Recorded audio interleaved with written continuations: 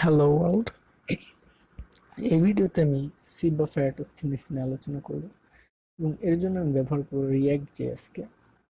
আপনারা জানেন যে react.js বর্তমানে খুবই জনপ্রিয় একটি ফ্রন্ট-এন্ড ফ্রেমওয়ার্ক। এটি একটি জাভাস্ক্রিপ্টের ফ্রেমওয়ার্ক, আর সিভ বা eratosthenes নাম্বার 3-তে খুবই গুরুত্বপূর্ণ একটি বিষয়। তাই আমি ভাবলাম কেননা দুটি গুড জিনিসকে একত্র করে একটা বেস্ট কিছু তৈরি করা যাক। তো প্রথমে আমি যেটা করব সেটা হচ্ছে আমি একটা রিয়াক্ট অ্যাপ তৈরি করে নিয়েছি। এখানে আমি ফাংশন অ্যাপের নিচে আমি একটি নাম্বার অ্যারে তৈরি করব। এটি আসলে একটি অবজেক্টের অ্যারে। এখানে থাকবে ভ্যালু 1, কল থাকবে গ্রিন ফর। এবার আমি 1 থেকে 100 পর্যন্ত যতগুলো সংখ্যা আছে সবগুলোর জন্য আমি এটা করে নেব। সবগুলো সংখ্যাকে আমি এখানে পুশ করব নামসের মধ্যে। নামসটা পুশ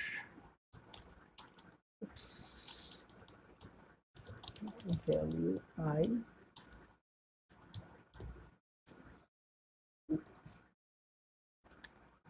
ভ্যালু I, এখানে কালার আমি দিব গ্রিন। এবার আমি যেটা করব সেটা হচ্ছে আমি এখানে নাম্বারগুলোকে ম্যাপ করব।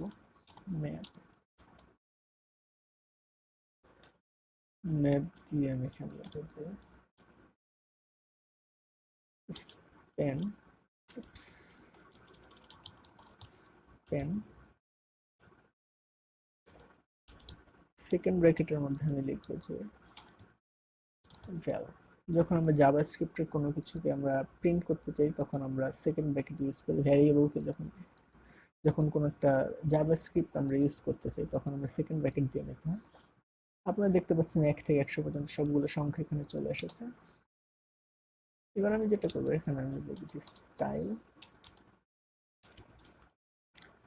স্টাইল দিয়ে আমি এখানে দুইটা সেকেন্ড ব্র্যাকেট দিয়ে নিচ্ছি।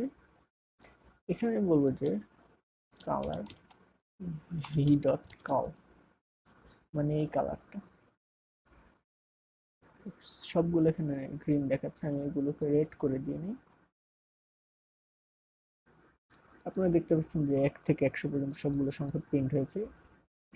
2 থেকে সবগুলো সংখ্যা রেড, যেটা মানে হচ্ছে 2 থেকে সবগুলো সংখ্যা ইনিশিয়ালি হচ্ছে প্রাইম নাম্বার, আমরা প্রাইম নাম্বার ধরে নিচ্ছি। এবার আমি যেটা করব সেটা হচ্ছে আমি ইউজ স্টেট ব্যবহার করব। Use state hook, use state from react. আমরা ইউজ স্টেট ব্যবহার করছি কারণ এখন আমাদের আপডেটের কাজ করতে হবে। তার আগে আমি একটা কাজ করে নিই, সেটা হচ্ছে আমি একটা ইনপুট ফিল্ড তৈরি করব। টাইপ হবে টেক্সট।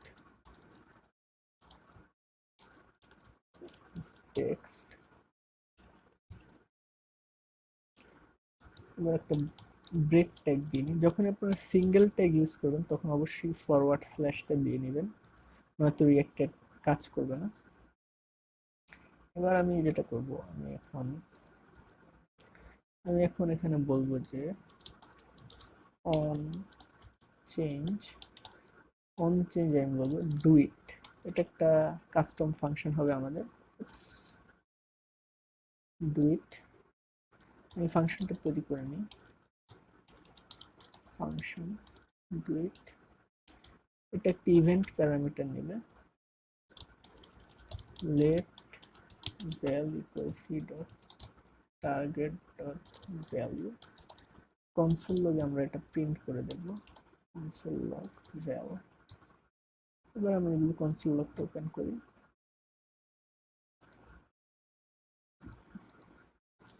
এখানে আমরা যদি 2 লিখি আমরা দেখতে পাচ্ছি 2 এবং 22, 222 এগুলো প্রিন্ট হয়েছে। এবার আমরা ডু ইট ফাংশনের মধ্যে এবার আগে আমি ইউজ স্টেটটা ব্যবহার করে নিই।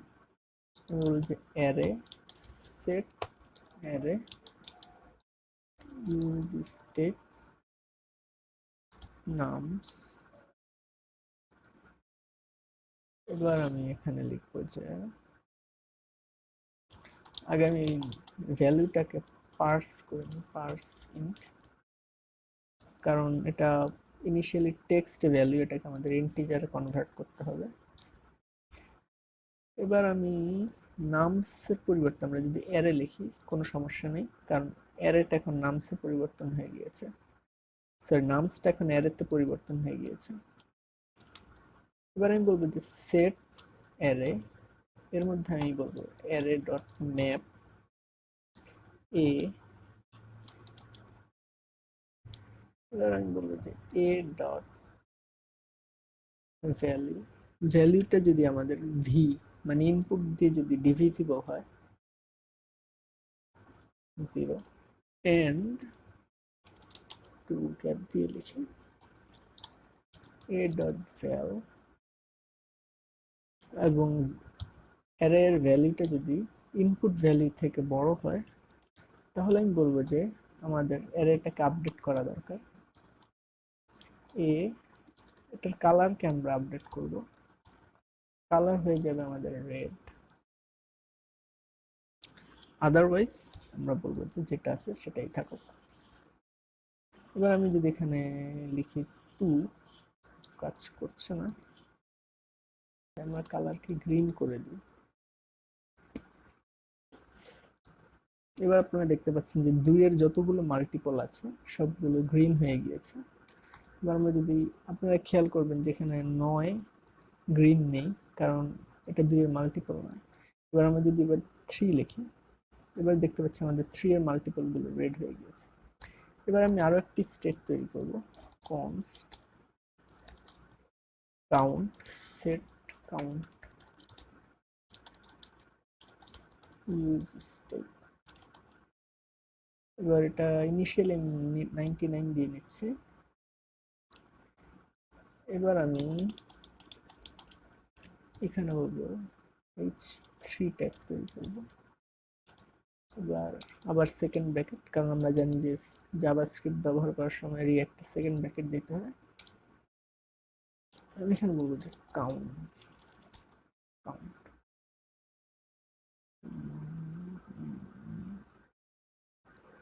আসছে, আশা করি আপনারা দেখতে পাচ্ছেন এখন আমাদের 99 চলে এসেছে। এবার আমি আরো একটা কাজ করব ডুইট ফাংশনের মধ্যে।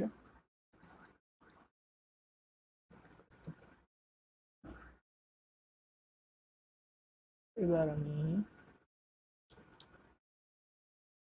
একটা ভ্যারিয়েবল তৈরি করব সি সমান 0 for let x of array, এটা ফর ইচ লুপের মতো। ইফ এক্স কালার, যদি কালার যদি রেড হয় সি প্লাস প্লাস, এবং আমি বলবো যে সেট কাউন্ট সি। এবার যদি আমরা এখানে 2 লিখি, আপনারা দেখছেন যে 2 এর মাল্টিপল গ্রিন হয়ে গেছে, এবং এবার 2 যদি আমরা সরিয়ে দিই আপনারা দেখতে পাচ্ছেন এখানে 50, যেটা মানে হচ্ছে এখানে 50টা রেড সংখ্যা আছে, কিন্তু এটা তো বেশি ইন্টারেক্টিভ না। এবার আমরা যদি এখানে 5 লিখি, 5 এর মাল্টিপল গুলো গ্রিন হয়ে গিয়েছে। এবার 5 যদি উঠিয়ে দিই তাহলে এখানে দেবেন 41, 5 5 এর পর 7 লিখি, 3 লিখি, 25। তো এটা একটু বেশি ইন্টারেক্টিভ না, এটাকে আরো ইন্টারেক্টিভ করার জন্য আমি যেটা করব, আমি ইউজ ইফেক্ট কল করব।